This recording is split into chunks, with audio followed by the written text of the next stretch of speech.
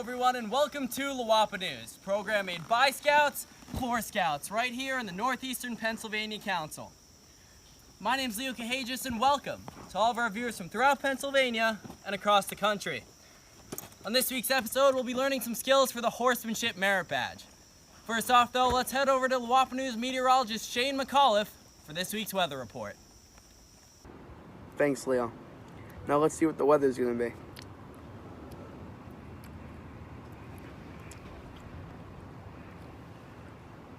With my educated opinion, I'm going to say there's going to be weather this week. Back to you, Leo. Thanks a lot, Shane. Next up, we're going to go over some requirements for the Horsemanship Merit Badge, starting with how to safely catch and tie up your horse. So to start off, we're going to have our halter and our lead rope draped over our left shoulder, and we're going to put on our protective helmet or headgear. Now let's go catch our horse. So over here we can see Carson, right? Carson is his name, and he's over here eating some grass. So we want to make sure that Carson can see us, right? He knows that we're here so we don't surprise him. So I'm going to slowly approach, and I'm going to talk with a louder voice so that he knows that I'm here. I'm going to approach, I'm going to get his attention, and I'm going to come on his left side. Ooh. He wants to keep eating, he doesn't want to get caught right now. So then from there we're going to take our lead rope, this is what this is called, the lead rope, and we're going to drape it around Carson's neck, like so. Okay, now he can't walk away. From here we're going to take the halter, we're going to put it through his nose, right over his nose like so, then over one ear and over the other. And finally, for the last bit, we're going to take this clip right down here, and as you can see, we're going to bring it up and clip it on this ring right here. Now we've got Carson in his halter, and we're going to go tie him up. So you want to make sure you have your excess rope held loosely in your left hand, and then you're going to hold right here near the snap, like so, with your right hand. Now we're going to walk Carson, and we're going to go tie him up. All right, so now we found a good sturdy spot to tie up Carson. If you look here, this post, it's sturdy. It's not dry rotting, it's stuck pretty far into the ground, and it's pretty thick. So if Carson tries to pull back, he's not going to be able to escape that easily. So now we're going to teach you the knot that you'll use to tie up your horse. You thought you were done learning knots, but there's another one that actually comes with the Horsemanship Merit Badge. So to start off your knot, you're going to take your loose end of the rope, we're going to bring it around the post like this. Now, we're going to leave a little slack for Carson to be able to move around. And we're going to take our loose end, and we're going to take it underneath our standing end. Now, we're going to make a loop, just like this. And we're going to take the rope and pull it through the loop like a bunny ear, and just pull it tight. Now, you have a slip knot. The easiest thing I can compare this knot to is the knot that you make when you tie your shoes. That being said, you want to have a slip knot when you're tying a horse, so that if the horse tries to pull away or gets scared and you have to untie it quickly, you can just pull this rope and the knot comes undone. All right, let me tie him back up. And now that we've got him here, let's do some brushing. The next step before we're able to ride is to groom the horse. So if you see here, I've got a rubber curry comb. So this curry comb it's circular, it's rubber like the name suggests. And what you do with this one is you take it and you go on the horse's body, the short hair, and you go in circles like this. You can go all over right here up on top and even up here on his neck, just in circles. And what this does is it loosens up all the dirt that's on the horse so that you can get it off with the next brush. This next brush being the soft brush. This is called the soft brush because, as you can see, it's got soft bristles on the top. Now that we've loosened up the dirt with our curry comb, we're going to take our soft brush and we're going to go with the grain of the horse's hair. We can go with the grain and brush off all that dirt that we just dug up with the curry comb. And this again will go the same spots that you went with the curry comb, just right here on the short hair of the horse on its body. The last brush that we're going to focus on is called the mane and tail brush. And as the name suggests, it's used to brush the mane and the tail of the horse. Two parts that we haven't focused on yet with the other brushes. So to start off here, we're going to take it, and just like somebody would use a hairbrush for their long hair, we're going to do the same thing on Carson's mane. And we're just going to run it right through his mane until all the knots are gone. And you'll be able to hear when the knots are gone as well. That's how you take care of the mane. Now to do the tail, we're going to head on over here, and we're going to make sure that Carson knows that we're here. Whenever, again, you're around a horse, one of the most important things to remember is that you want to make sure that they know where you are at all times so that you don't frighten them. And we've got a little kitty cat cameoing here in the shot today. We're going to keep on back, and we're going to take the tail like so. And we're not going to start at the top and just run down to the bottom. If you do that, you're going to rip a lot of hair out because of all the knots. What you want to do in this scenario, start at the end of the tail and brush little bits at a time until the knots are gone from that section. After they're gone from that section, you're going to move up a little bit farther and do the same thing. Move until all the knots are out of that section. Once they are, again, up to the next section, and so on. And finally, by the end, you should be able to take your brush and run it all the way through without hearing any knots. Now let's move on to the hoof pick. The hoof pick is one of the most essential things to use when taking care of your horse and getting them ready for a ride. So in order to clean out a horse's hooves and make sure that there are no rocks or debris lodged on the inside, you're going to approach them easily like this and gently lift their foot from the ankle. Now once you're picking the foot, you're going to go in a heel to toe motion, with this being the heel of the horse's hoof and this being the toe. So you're going to hold your hoof pick like so and move from heel to toe and pick out all the nasty gunk that's in there.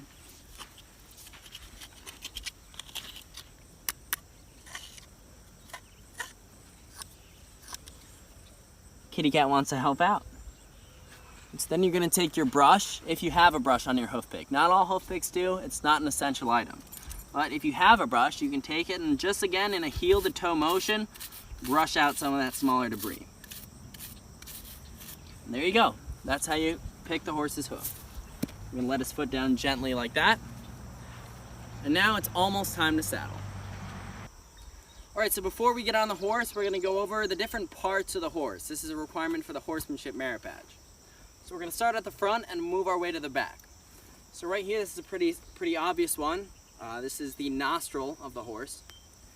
Then looking down right around here, this area is the muzzle of the horse.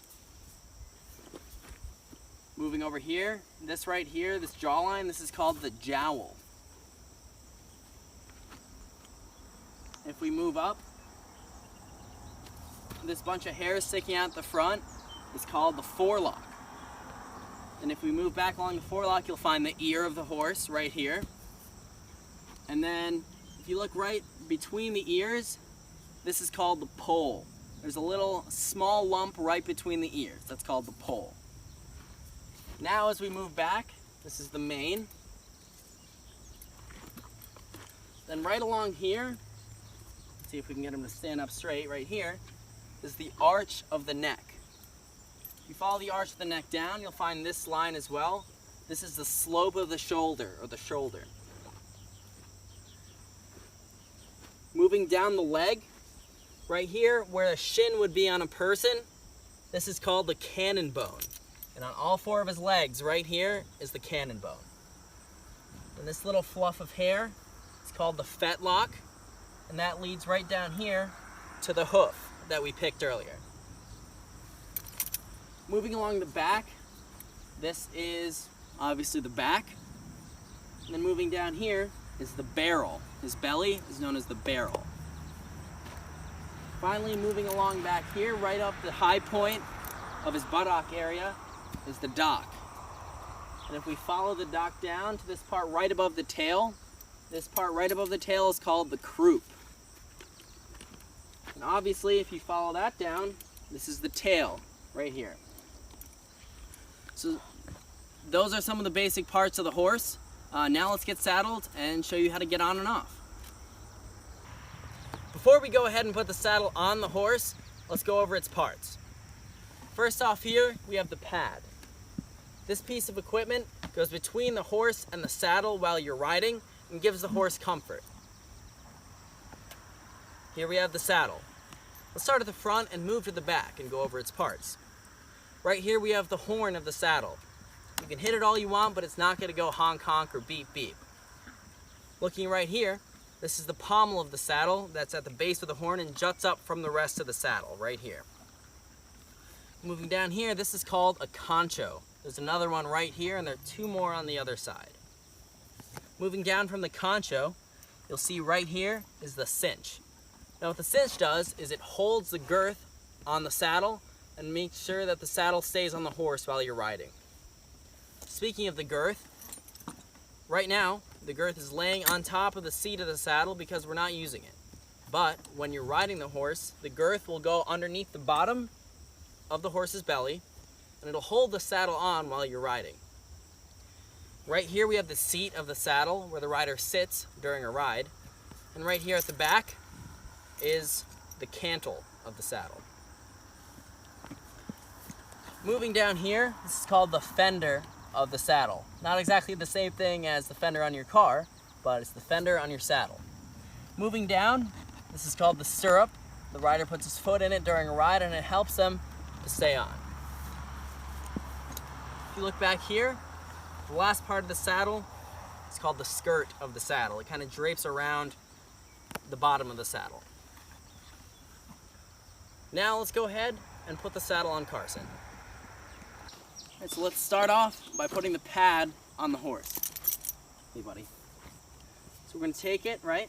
And we're going to make sure that these leather pieces are towards the front end. These will go towards his head when we put it on.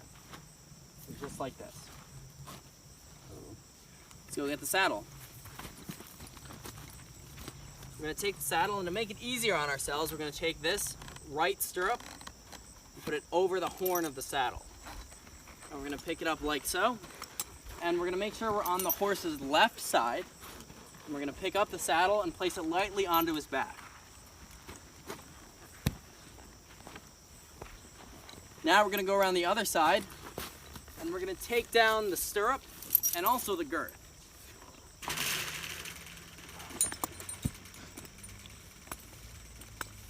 Now that those are in place, let's come back over here and tie the cinch. We're going to take the stirrup, and to make it easier for ourselves again, we're going to take it and we're going to put it on the horn. Now we're going to take this part of the cinch and pull it out like this. We'll reach under carefully and take the girth. Now you'll see here there's this ring on the girth and this ring up here on the saddle. You're going to take your loose end of the girth and put it through the ring like this. Now you're going to bring it up all the way to the top and poke it through and pull it onto the left side like this. Make sure this stays even. You're going to take your loop again and bring it right through the same way you just went and follow your line. I'm going to follow the cinch up and pull it a little bit tight. You don't want to pull it all the way tight when you're putting the saddle on in the beginning. That's something you do later on before you mount the horse. Now you're going to take your loose end one more time and go through the top, right the way you did the first time. Now you're going to bring it across the other parts of the cinch and up through the other side of that ring and pull it through. Now you see here there's this loop. You're going to take your loose end and put it through the loop and then pull it tight like that. You're going to bring the stirrup down, and now you just need to put the bridle on and you're just about ready to ride. Here's the bridle. It's the last thing that we're going to put on the horse, and it goes on the horse's head. So starting off with the parts of the bridle, just keep in mind that this bridle is really minimalist compared to other bridles that you might see, meaning that it has less parts than some other bridles that are out there. Starting here, this is the bit. It's metal and it goes in the horse's mouth to help the rider steer. There are also these D-rings on the sides that go on the sides of the bit. Clipped to the D-ring is this snap that connects the rein to the bridle. The reins are what the rider uses to steer the horse during a ride. Over here we have the head stall, which goes up and around the horse's head and holds the bridle on and keeps a bit in the horse's mouth. Finally, last but not least, is the earpiece. This bridle only has one earpiece, but different bridles have different numbers of earpieces from 1 to 2. For the last set of horsemanship skills on the program today, we're going to go over how to mount and dismount the horse. Now that we've got Carson's bridle and his saddle on successfully, we're ready to ride. So you're going to come over here to the left side of the horse. Once you're on the left side, you're going to take your left hand and hold the left rein like this, so that if he tries to walk away while you're mounting, he's not going to get far. With that same hand, you're going to come up here and grab the pommel of the saddle, just like this, as a base of support. Then you're going to take your right hand and hold either the cantle or the skirt of the saddle to help pull yourself up. Then you're going to take your left foot, put it in the stirrup, and pull yourself up into the seat. You're going to take your right foot on the other side and make sure that it's in the stirrup. That's how to mount the horse. Now to dismount, it's virtually the same process, just in reverse. So again, you want to make sure you're holding your left rein pretty tight so that the horse can't walk away if it tries. Then you're going to hold the horn or the pommel of the saddle as your one base of support. Then you're going to swing your right leg over and grab the back of the saddle as you come down to support yourself. So just like this. You're going to swing your right leg over, grab the back of the saddle, and lower yourself down. Once you're lower to the ground, that's it. You've successfully dismounted, you're going to hold your horse, and you've had a good ride. That's it for the horsemanship skills on today's episode of Lowwapanews, but now, let's head over to Goose Pond Scout Reservation to see how world-renowned zoologist Joe Norvillis is faring in his quest for the mystical Wookiee of Goose Pond. Previously on Lowwapanews.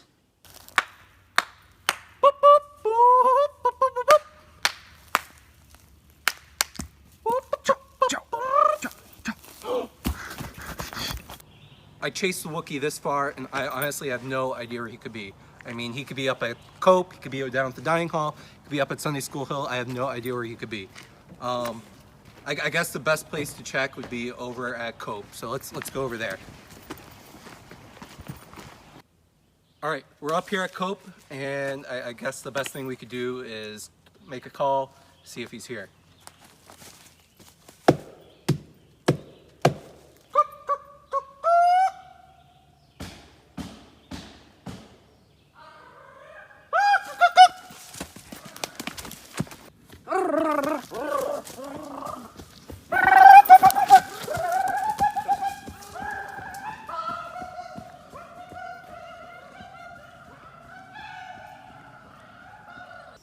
Guess we'll have to wait until next episode of Lowwapanews to see what happens in Joe's quest for the Wookiee. Before that though, let's head to the last segment of today's program, the Scoutmaster's Minute with Father Edward Erb. Hi everyone, I'm Father Ed, otherwise known as Fred, sometimes chaplain here at Goose Pond, and here I am in Goose Pond's chapel. It's kind of lonely right now, but it is a favorite spot of mine for, 20 years or more. Maybe you've heard of this kid, Alexander Mather. Here's a picture of him. I looked to see if he is a scout, but couldn't find that out. He could get a whole bunch of merit badges though. Alex is a 13-year-old NASA engineer, or so he hopes. Last year he won the competition to name the new Mars rover, the Perseverance, which launched last week. Here's a picture of the rover in case you haven't been keeping up. And the wind is blowing the rover. In his winning essay, Alex, again he is only 13, described his reason for the name Perseverance. As Americans, we've always dealt with disappointments and problems, and yet we keep going. We persevere. Perseverance. Maybe it could be the 14th point in the Scout Law, right after a Scout is hopeful, but that might come under cheerful. In 2018, a contingent of Scouts from Troop 1 in Honesdale was to go to Philmont on the High Adventure Trek. I was there that summer as a chaplain, something I do from time to time. But a major forest fire struck the ranch and the county around Cimarron, New Mexico with a vengeance. The staff at Philmont kept going, perseverance, and we prepared to open up for the second half of the season, even for Troop 1 to come at the end of July. but didn't happen. The fire continued to rage around us, and we were forced to close the ranch for the whole summer. All those scouts who had planned to come on a life-changing experience had their treks canceled. This year, 2020, Philmont is closed again due to the virus. Next year's National Jamboree is canceled. Goose Pond is closed, which is why I'm here all by myself, except for my grandson who's a scout with the camera. Akahila is closed. Disappointment of camping activities and even scout advancements are deep within our hearts. Disappointment is much of what we're living in the midst of the virus. We find it easy to give up, to lose heart, and just plain quit. But Alex Mather gives us hope in his essay, "For Americans, persevere. We keep going, no matter what. We find a way." When Troop 1 had their trek canceled, well, it was actually only postponed because Philmont rescheduled them for the following year. And it was a great joy for me as a chaplain at Philmont to stand in the parking lot at the Welcome Center and see them all get off the bus. You made it. God will provide a way. It may not be the way we wanted or in the time that we wanted it. I always pray, God, you have eternity. I only have so many years here. And yet I know it will all work out if I keep digging at it. 2 weeks ago, my sister and I spent several days going through old cemeteries, visiting libraries, county offices, historical societies in central Pennsylvania, researching our family. Sandy and I had plans to go to Montgomery County near Philadelphia, and she was a little concerned about going to a hot spot. So I have to admit, I'm the gung-ho, let's go ahead and do it. I said, I'll go by myself, but I was a little reluctant too. So what happened was, one day I was in the Historical Society in Snyder County, and lo and behold, they had all the records from the church that I was going to visit in Montgomery County, and I didn't have to drive 3 hours into a hot spot. These days, we're all finding new ways of persevering, of finding new ways of being creative, even being safe in the face of adversity. At the beginning of creation, God looked out upon total chaos. And yet God saw that there was a universe of possibilities. If we are made in the image of God, it is within us to look upon the chaos around us and inside us and see a universe of possibilities. Alex Mather teaches us, and we need to remember, as Americans, we've always dealt with disappointments and problems, and yet we keep going. We persevere.